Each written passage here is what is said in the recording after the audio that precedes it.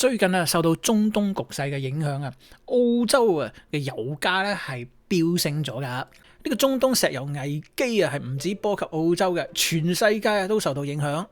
今集會同大家探討兩個話題。第一，油價上升啊，會唔會啊影響澳洲嘅經濟？因為網上面咧好多人就傳咧，哇！而家油價上升啊，會導致啊物價上升啊，然之後咧澳洲經濟啊會崩潰啊，樓價會急跌。咁到底會唔會真係發生呢？咁第二個話題係我好唔好考慮轉換電動車呢？咁啊，可能啊長遠嚟講啊，喂，揸電動車有着數喎。嗱，今集咧我就會同大家客觀咁啊，用一個實際使用嘅角度咧，話俾大家聽啊，喺澳洲啊開電動車嘅好處同埋所有嘅唔好處。咁先講澳洲嘅油價啦。嗱，冇錯，短期之內咧係受到影響嘅。的確咧，明顯咧，澳洲嘅油價咧係升咗。咁但係中長線啊，超過90%嘅機會咧，當伊朗啊或者中東嘅局勢咧平穩之後啊，咁但係整體嚟講啊，中長線嘅油價咧唔升，反而係會下降。我解釋俾你聽我嘅原因。我哋先睇下澳洲主要石油輸入嘅國家啦。石油咧佢有分石油，即係汽車直接使用嘅石油啦，同埋原油。澳洲嘅石油啊，主要係來自韓國、新加坡、馬來西亞、台灣等嘅亞洲國家。咁當然啦，呢啲國家咧，佢哋本身唔係產油國啊，佢哋嘅原油咧，亦都係啊，絕大部分啦係來自中東。佢哋先將啊中東運過嚟嘅原油啊喺佢哋嘅煉油廠嗰度咧提煉完之後咧，再輸出去俾澳洲使用噶。咁目前啊，國際嘅原油價上升啊，主要嘅原因啊就係來自中東。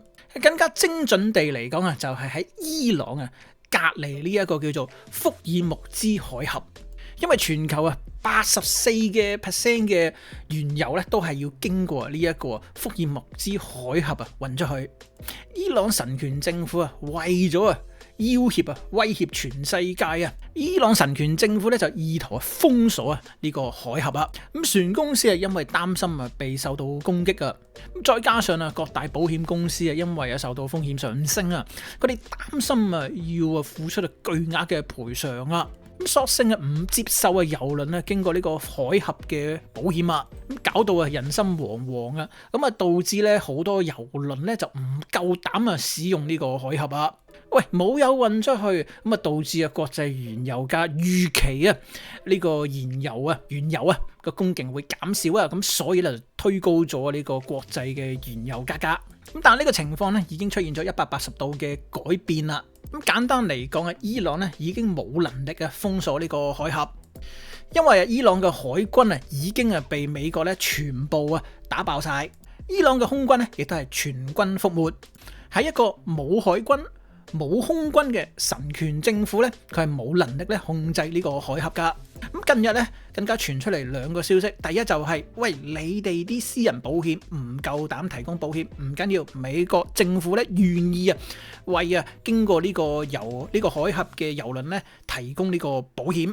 呢個消息啊出咗去之後咧，好多咧呢個保險公司馬上轉態啊，就話喂，美國政府唔好嚟，我嚟保翻啊，你唔好同我搶生意。咁即係話咧，油輪出海嘅保險咧已經唔係一個問題，但係咧仍然有啊油輪咧係擔心啊備受攻擊噶。咁第二個消息就係啊美國帶頭啊，再加埋其他嘅海軍啊，咁包括法國、英國、西班牙、希臘嘅海軍啊，就連啊澳洲啊都話要出兵啊，咁派出海軍啊為喺呢個海峽嘅油輪咧護航啊。咁根據最新嘅資訊啊，已經係有一部分嘅油輪咧經過呢個海峽啊，就輸出呢個原油啦。亦即係話中長線啊，呢個中東嘅所謂嘅原油危機咧，好快會得到解決。而當啊神權政府啊被瓦解之後啊，咁我相信咧，當啊伊朗嘅油產量啊增加嘅時候咧，對於全世界嘅油價嚟講咧，係會啊得到呢個舒緩嘅，係會令到咧全世界嘅油價咧進一步下降噶。嗱，而家圍繞住澳洲油價上升嘅問題咧，就唔係因為澳洲唔夠油，咁純粹係因為呢個國際原油價上升啊嘅炒作。咁令到一部分嘅澳洲人咧就恐慌慌張就走去加油站嗰度咧就增加佢哋嗰個石油儲備。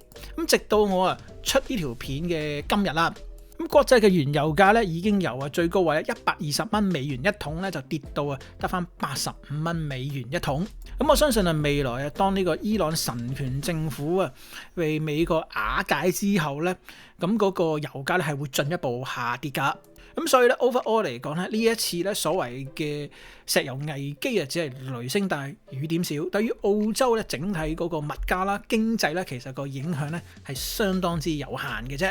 嗱，而家嚟講下一個話題就係，喂，而家全世界都吹捧緊呢個電動車啊！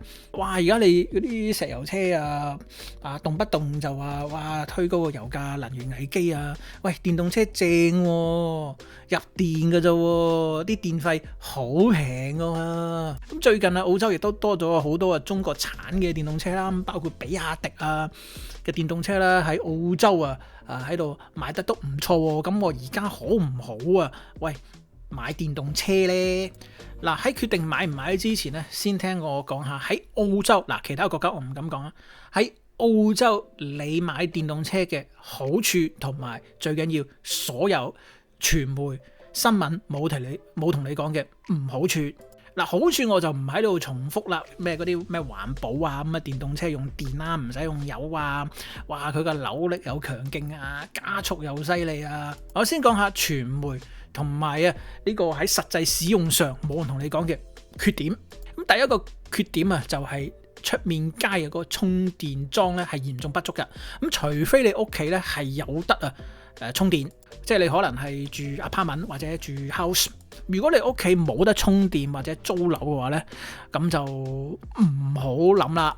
因為咧澳洲嘅充電樁咧係嚴重不足嘅，你唔使睇噶啦。未來打後幾十年咧都唔會有太大嘅改善。咁就算你本身咧係住緊獨立屋可能係 townhouse 或者 house 有自己私人嘅車房咁你喺買車之前咧，你都可能要俾少少錢咧就 upgrade 嗰個電箱啦，咁或者要加少少錢安裝Tesla 或者比亞迪指定嘅 charger。咁第二個缺點就係續航力續航力呢樣嘢咧喺亞洲嘅大城市咧其實就問題不大嘅。譬如你住香港或者台灣或者上海咁講真，你大部分時間咧都喺呢個城市入邊嗰度使用嘅啫。你充滿電有300-400公里嘅續航力咧，其實已經好足夠噶啦。咁但係咧澳洲地方大咁好多時澳洲人如果譬如你係 weekend 去揸一轉 interstate 嘅旅行咁譬如揸去 Sydney 揸去其他州份咁甚至乎去遠少少嘅郊野公園去玩下 camping 咁釣下魚喺坐滿人裝滿行李嘅情況之下咧，廠方所謂嘅續航力咧，你起碼咧係要打個7至8折。咁所以如果你有呢方面嘅嗜好嘅話咧，坦白講，電動車咧係目前嚟講咧係唔可行嘅。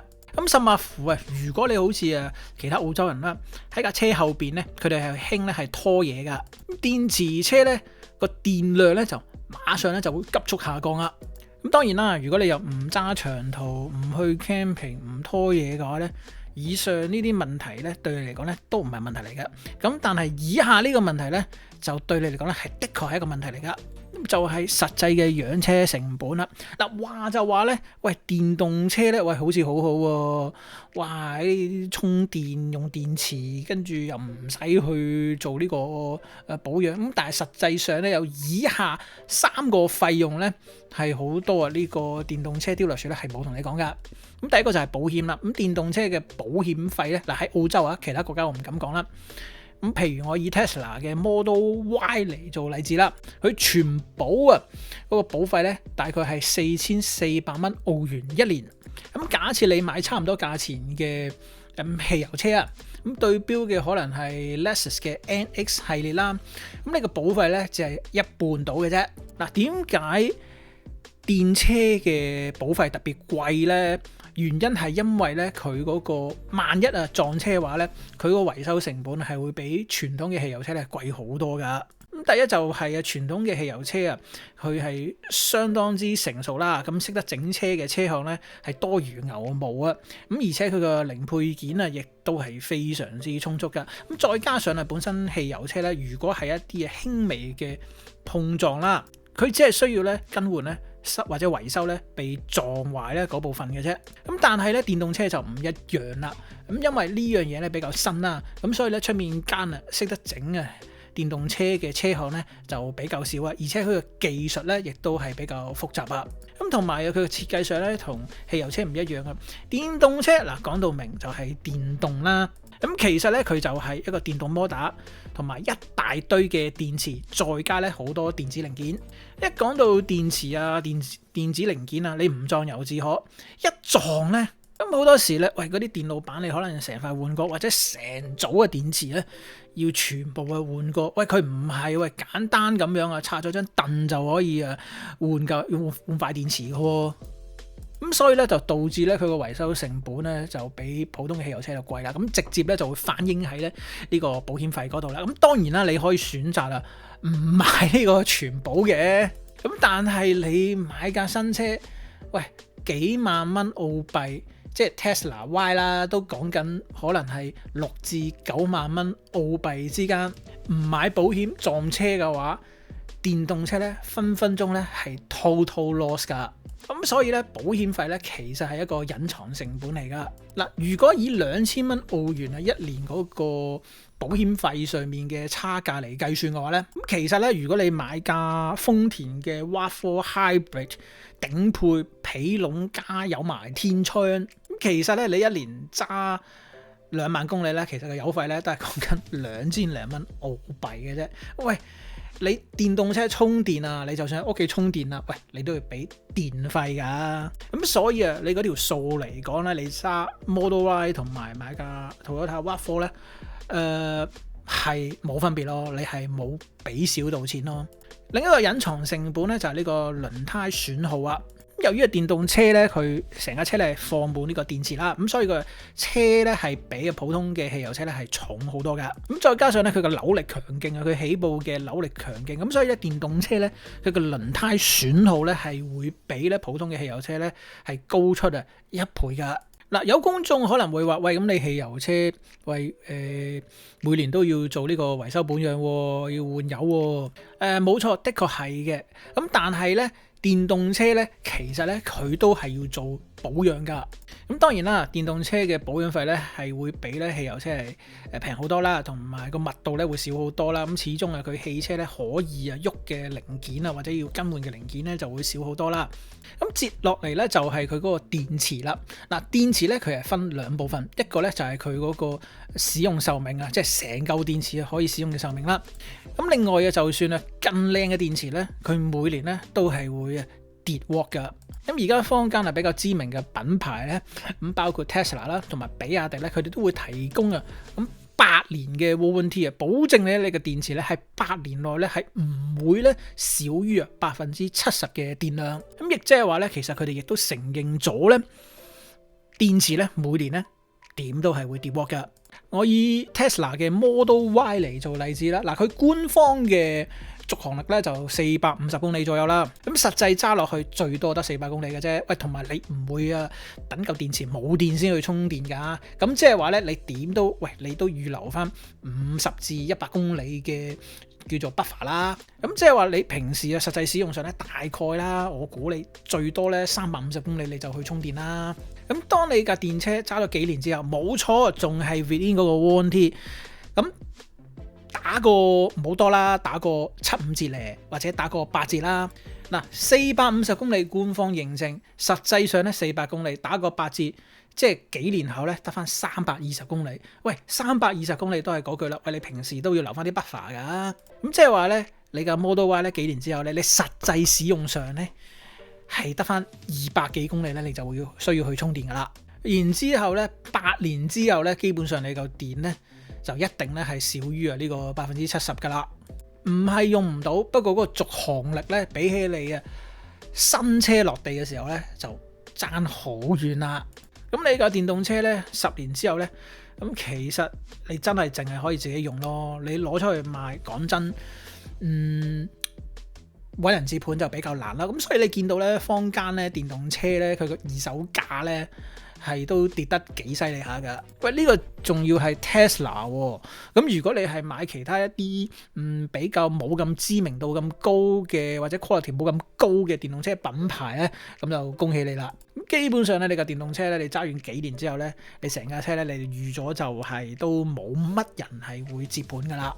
嗱，相比之下，你同樣嘅價錢，你買汽油車，我以 Toyota RAV4 啦，呢個 Hybrid 為例啦，咁豐田汽車啊嗰個 Hybrid 電池啊，10年之後咧仍然係寶刀未老噶，因為豐田嘅 Hybrid 技術咧係非常之成熟嘅。咁聽翻嚟啦，其實你正常啊，如果你保養得好嘅話咧，佢嘅 Hybrid 電池咧可以使用咧15年噶。15年之後咧，你只係需要咧俾少少錢咧更換嗰嚿 Hybrid 嘅電池咧，又一條好漢。又可以咧繼續用落去噶啦。我同樣以10年車齡為例啦，豐田車 Hybrid 你 RAV4 啦，你10年之後咧，你仍然咧可以喺二手市場咧賣到一個唔錯嘅價錢，因為佢嗰個保值咧好犀利噶。咁所以我嘅 conclusion 就係電動車咧，目前嚟講咧並沒有你想象中咧就咁好噶。咁當然啦，如果你唔介意咧，我講嘅以上嗰啲缺點嘅話咧，其實咧電動車咧亦都係一個唔錯嘅選擇。咁但係咧，如果你純粹咧諗住咧，喂，我買電動車咧可以慳到好多錢，從呢個角度嚟出發嘅咧，可能咧目前嚟講咧係會令到你失望噶。